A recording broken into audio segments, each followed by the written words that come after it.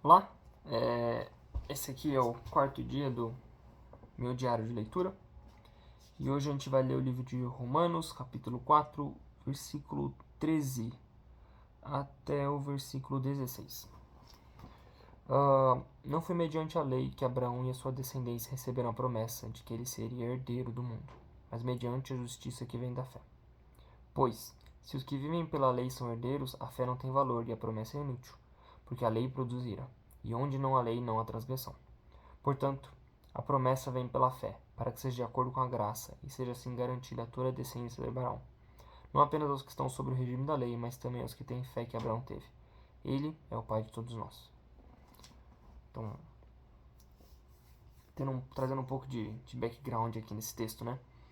Paulo aqui está escrevendo a igreja em Romanos, uma igreja que ele ainda não conhecia, mas que possuía um grupo que a gente chama de cristãos judaizantes, né? Então eram judeus que se converteram ao cristianismo, reconheceram Jesus como Salvador, mas reconheciam que eles eram como portadores da mensagem, é, também os portadores dos costumes verdadeiros, né? Então eles eram judaizantes porque gostariam que todos os cristãos de Roma, de todo mundo que seguissem o cristianismo, seguissem também hábitos judaicos. Porque para os judeus os hábitos não eram hábitos, eram leis, eram mandamentos divinos. Então esse grupo, esse partido dentro do cristianismo em Roma, expressivo, é, era influente e influenciava as pessoas a seguirem as tradições judaicas. Entre elas aqui, então, Paulo vai citar bastante a circuncisão, porque é o grande símbolo judeu, né? A sua alimentação e a sua circuncisão. Para Paulo, aqui a circuncisão é o ponto mais relevante. E aí, Paulo está tentando explicar o porquê que não existe essa diferenciação entre os judeus e os gentios após a vinda de Jesus Cristo, porque até então os judeus, o povo eleito, vivia sobre uma tutela, sobre um regime, o regime da lei, a lei recebida por Moisés depois de Abraão. Então, após Abraão, esse é o argumento de Paulo, né? Então, após Abraão, o povo judaico, a sua herança recebe a lei. E enquanto eles vivem até o período da graça, eles vivem sobre essa lei. E tentam viver e tentam alcançar a Deus pela lei. Mas, vindo Jesus Cristo, uma nova porção, tá? Uma nova revelação sobre o divino nos é dada, de forma que agora aqueles que creem em Jesus não vivem mais debaixo da lei. E quando dizemos lei, é realmente a Torá, o livro, o Pentateuco e, a depender da sua vertente na época, o resto do Velho Testamento. Aquilo aí era a lei de Deus. E aí Paulo fala, vocês não vivem mais debaixo desse regime. Isso não é mais suficiente para vocês. Pelo contrário, agora vocês vivem debaixo da graça. E aí ele tenta dizer, e por que eu acho que o viver debaixo da graça ainda é válido? Por que me foi revelado pelo Espírito que não é uma forma diferente, não é um grupo diferente, mas é uma nova revelação de Deus? Ele diz, porque desde o princípio, o pai de todos os judeus, o Abraão, ele já foi, ele já viveu pela fé e pela graça antes de viver pela lei. Então ele vai dar o exemplo no começo do capítulo aqui, esse capítulo 4, ele vai falar a história de Abraão, ele vai dizer, contra toda a esperança em esperança, Abraão criou isso e lhe foi acreditado como justiça. E ele vai pegar esse exemplo de Abraão, que Abraão, contra a esperança, teve esperança em Deus.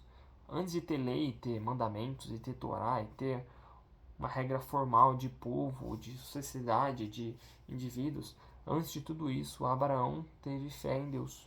Abraão buscou a Deus e creu que Deus estaria realmente a sua promessa, seguiu a Deus, seguiu seus direcionamentos, sem ter um livro escrito, sem ter uma estrutura, sem ter uma religião formal. Abraão seguiu a voz do divino e creu no divino contra a esperança. Abraão creu isso e ele foi acreditado como justiça. E aí Paulo então diz isso aí. diz aqui no final, portanto, a promessa vem pela fé, para que seja de acordo com a graça, e assim seja garantida toda a descendência de Abraão. Então, está falando essa promessa, a promessa da revelação, a promessa da salvação, vem pela fé, para que seja de acordo com a graça. Então, vem pela fé, para que ela seja recebida de graça, para que a humanidade não tenha coparticipação na salvação. Não, a salvação é recebida pela graça de Deus. Tudo foi feito por Deus, nós só temos que aceitá-la. E ele continua aqui,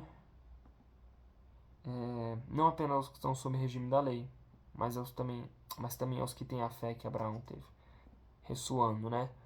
A mesma forma que o povo judeu seguiu toda a lei, seguiu mesmo como deveria ser feito, porque naquele período era a revelação que eles tinham. Ele exalta Abraão, que não tinha lei, mas seguiu a Deus pela fé. E ele vai dizer, Abraão também é pai desses que viveram pela fé. E ele acaba esse versículo dizendo, ele é pai de todos nós. Abraão é pai dos judeus, e literalmente de sangue, porque a descendência de Abraão que gera todo um povo, mas é o pai da fé de todo judeu, porque é o homem que revelou essa nova tentativa de Deus em buscar a humanidade, e através da sua raiz, da sua descendência, da sua genealogia, o Jesus, o Salvador, foi revelado ao mundo. Mas mais que isso, Abraão também é pai daqueles que escolheram viver pela fé, assim como Abraão escolheu. E escolheram crer em esperança quando não tinha esperança. E então ele diz, Abraão é pai de todos nós. E é até estranho, porque eu não sendo judeu, é difícil dizer Abraão também é meu pai, mas realmente o que é como Paulo escolheu por revelar esse texto, né? Escolheu por escrever esse texto e usar essas palavras. Abraão é pai também de nós que temos fé. É pai de nós que não temos o sangue judaico, nós somos o povo escolhido para revelar a mensagem, mas somos povo escolhido para estar com Deus. Somos nações, irmãos e irmãs que vivem em fé em Jesus Cristo e escolhemos receber a graça de Deus e temos fé. E seguimos então a nação de Abraão e de todos os salvos para podermos adorar a Deus no fim dos tempos e até eternamente. Então, queria convidar você a orar comigo. Deus, soberano Pai, Criador de tudo que existe, Criador de tudo que já existiu, pelas tuas palavras, as coisas que não existem são feitas à existência. Pela tua voz, tudo que há, toda a matéria, se reorganiza e se porta da maneira que você definiu. Todas as leis físicas, todas as leis naturais seguem os teus mandamentos e a tua sabedoria. Eu agradeço por você, Deus tão grande, ouvir minha oração. Eu agradeço porque você, Deus tão grande, ter escolhido a mim, homem, a nós, humanidade, pequenos, insignificantes, perto da tua grandiosidade, para nos dar salvação. Escolheu nos adotar, meu Pai. Escolheu nos adotar e hoje podemos te chamar de Pai. Obrigado por esse amor incondicional e que não faz sentido para nós. Porque tamanho é a sua superioridade que não faz sentido você decidir por morrer numa cruz para nos salvar. Então só nos resta te agradecer, meu Pai. Obrigado. Obrigado porque tem sido conosco e tem nos buscado para mais perto de Ti. Espírito Santo, dá a mim e dá a meus irmãos aqui força para continuarmos vivendo em Ti. Dá a nós essa memória de que temos um Pai, de que temos uma família, uma descendência que percorre nosso sangue até nossos ancestrais espirituais e que percorre gerações e gerações até chegarmos a Abraão, o pai da fé. Nos ajuda a ter esse mesmo exemplo que ele teve de, contra toda esperança, crermos, temos esperança em Ti para que, se for a tua vontade, isso não seja acreditado como justiça. Nos gere esperança em ti e em nada além de ti.